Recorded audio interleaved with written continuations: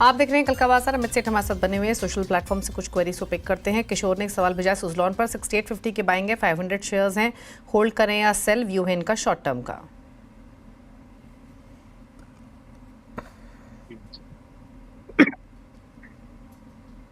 जी Suzlon overall यहाँ पे भी हमने देखा एक रैली के बाद लगभग 74 रुपीज के प्राइस बने थे, एक पुल बैक आया है और स्टॉक ने अपना 10 और 20 डेमा पे रेस्ट लिया है।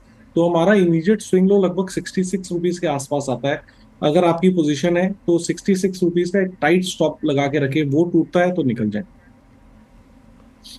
भुवन का एक सवाल है टोरेंट पावर पर, इन्होंने लेवल्स तो मेंशन नहीं किए हैं लेकिन ये राय चाहते हैं लॉन्ग टर्म के हिसाब से इस स्टॉक पर। तो टोरेंट पावर पर लॉन्ग टर्म व्यू क्या है आपका?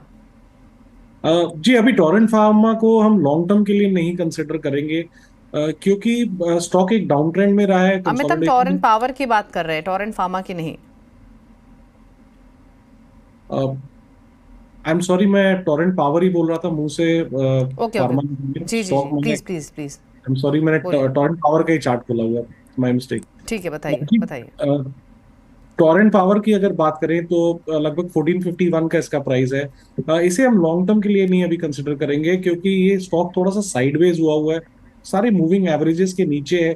यहाँ पे कोई लॉन्ग टर्म का भी पैटर्न इमर्ज नहीं हुआ, कोई बेस फॉर्मेशन नहीं हुआ है, एक साइडवेज कंसोलिडेशन में है। तो लॉन्ग टर्म के नजरिए से इसको अवॉइड करेंगे। पोजीशन ऑलरेडी है तो एक स्टॉप लॉस 1400 रुपए का लगा के रखें। फेसबुक से लेते हैं कुछ क्वेश्चंस को। पंकज भंडारी ने एक सवाल भेजा है, बीएससी पर 2330 की बाइंग है, 150 शेयर्स हैं, 1 से 2 साल होल्ड कर सकते हैं, 1 से 2 साल होल्ड कर सकते हैं। बजाज फाइनेंस को 9450 की बाइंग। दोनों स्टॉक्स पर क्या राय? जी इन दोनों स्टॉक्स पे हमने इस शो में ऑलरेडी व्यू ऑलमोस्ट दे चुके हैं। बीएससी का मैं रिपीट कर देता हूँ, ट्रेलिंग स्टॉप लॉस 2800 का लगा के रखें और इसे होल्ड करें।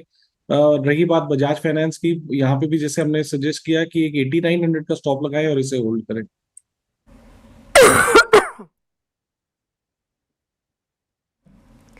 एक सवाल भेजा है विकास गौतम ने, एशियन पेंट्स पर सवाल है, क्वांटिटी मेंशन नहीं की है लेकिन प्राइस लिखा है 2500 रुपए का, क्या सजेशन? जी this stock has been a rank underperformer. जो इसका रिजल्ट लगभग अक्टूबर महीने में खराब आया था और उसके बाद जो गैप डाउन हुआ, स्टॉक रिकवर नहीं कर पाया है। रिसेंटली हमने एक रैली जरूर देखी थी, वो भी फिजल आउट कर गई। स्टॉक लगभग 2450 2500 तक के लेवल्स तक गया था और वहां से हम एक कंटिन्यूअस स्लाइड देख रहे हैं।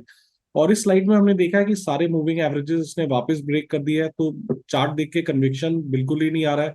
इनफैक्ट यहाँ पे लोअर लेवल्स भी पॉसिबल है। तो कोई भी बाउंस है जहां पे आपका लॉस कम हो रहा हो तो इसमें से निकलने की कोशिश करें।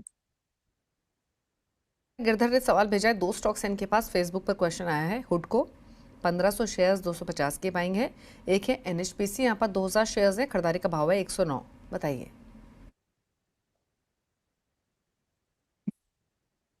जी एनएचपीसी में एक डिस्क्लोजर है कि ये स्टॉक मेरे पोर्टफोलियो में पिछले 10-12 साल से है। और अगर एनएचपीसी की हम पर्टिकुलरली बात करें तो स्टॉक ने एक अच्छा खासा कंसोलिडेशन किया लगभग 74 और 90 के लेवल्स पे। यहाँ पे ब्रेकआउट बनेगा अगर एक बार ये स्टॉक क्लोजिंग बेसिस में एक स्ट्रॉन्ग कैंडल 93 के ऊपर बनाए, फिर एक देख सकते हैं पॉजिटिव ट्रैक्शन और positive movement. In the meanwhile एक 86 रुपीज का स्टॉप लॉस लगाए और एनएचपीसी को आप होल्ड करें। ओके, चलिए, तो होल्ड करने की सलाह है। दोनों ही शेयर्स ये रहा है आपके लिए। सवाल इतने करेंगे शामिल। अमित, कोई क्लोजिंग कमेंट? जितने भी शेयर्स डिस्कस हुए इनमें मेरी कोई पर्सनल पोजीशन नहीं है। Okay, thank you so much show में आने के लिए और सभी क्वेरीज को आंसर करने के लिए। इसी के साथ कल का बाजार में तो इतना ही। ब्रेक पर भी खबरें जारी हैं। नमस्कार।